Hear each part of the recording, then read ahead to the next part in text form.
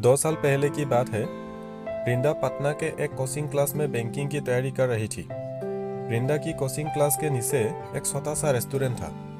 वृंदा और उसकी फ्रेंड्स अक्सर क्लास के बाद उस रेस्टोरेंट में 7 या 16 भटूरे खाने के लिए जाया करती थी, क्योंकि उस रेस्टोरेंट के 7 और 16 भटूरे काफ़ी फेमस थे। एक दिन वृंदा का बर्थडे था, तो वृंदा के फ्रेंड्स ने एक प्लान बनाया कि क्लास खत्म होने के बाद हम लोग नीचे के रेस्टोरेंट में वृंदा का बर्थडे सेलिब्रेट करेंगे। क्लास खत्म होने के बाद वृंदा के फ्रेंड्स ने वृंदा को नीचे रेस्टोरेंट में बुलाया और वृंदा को अपने बर्थडे का सरप्राइज दिया। अब सभी मिलकर बर्थडे को सेलिब्रेट करने लगे। उस रेस्टोरेंट के काउंटर पे एक 26 साल का लड़का कैशियर का काम करता था। जब वृंदा और उसके फ्रेंड्स बर्थडे सेलिब्रेट करने के बाद रेस्टोरेंट से बाहर जाने लगे, तब उस लड़के ने वृंदा को आवाज लगाई। लड़का बोला, मैम, ये हमारी तरफ से आपके बर्थडे के लिए छोटा सा गिफ्ट। वृंदा बोली, थैंक यू। रात को जब वृंदा ने उस लड़के के द्वारा दिए गए गिफ्ट को खोला तो देखा कि अंदर एक छोटी सी प्रिंसेस थी, जो कि एक पेड़ के नीचे बैठी थी, और उस गिफ्ट के अंदर एक लेटर भी था। वृंदा ने उस लेटर पढ़ा। उसमें लिखा था, वृंदा, आप बहुत ही मासूम और प्यारी हो। जब भी आप रेस्टोरेंट में आती हो तो मेरी नजरें सिर्फ आपके चेहरे को ही देखती रहती है। आपकी मुस्कुराहट को देखकर मेरी भी चेहरे पे एक चमक आ जाती है। वैसे मेरा नाम ऋतिक है। अगले दिन जब वृंदा और उसकी फ्रेंड्स रेस्टोरेंट पे आए तो काउंटर पे बैठा ऋतिक वृंदा की तरफ भी देखा, लेकिन वृंदा ने अपनी नजरें झुका ली और अपनी फ्रेंड से बातें करने लगी। अब जब भी वृंदा रेस्टोरेंट आती तो ऋतिक की तरफ एक झलक देखती और फिर उसे इग्नोर करने लगती, और इसी तरह कुछ दिन बीत गए। ऋतिक वृंदा से बात करना चाहता था, लेकिन वृंदा की तरफ से कोई जवाब नहीं मिलने के कारण ऋतिक भी बात करने की हिम्मत नहीं जुटा पा रहा था। एक दिन जब क्लास के बाद वृंदा रेस्टोरेंट आती है तो देखती है कि काउंटर पे ऋतिक की जगह कोई दूसरा लड़का बैठा है।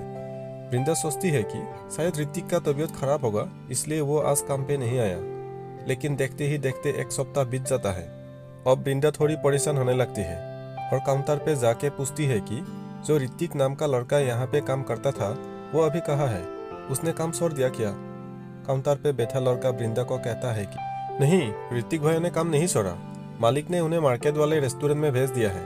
अगले दिन वृंदा उस मार्केट वाले रेस्टोरेंट पे जाती है तो ऋतिक को देखकर उसके चेहरे पे एक मुस्कान देखने लगती है।